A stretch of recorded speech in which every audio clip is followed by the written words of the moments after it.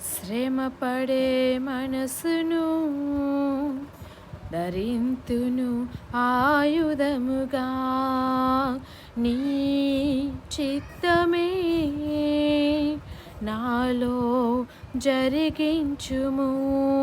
శ్రమపడే మనసును ధరింతును ఆయుధముగా.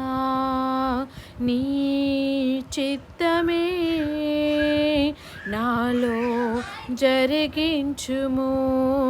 పాపములో పడకుండా తుది వరకు కాయుము.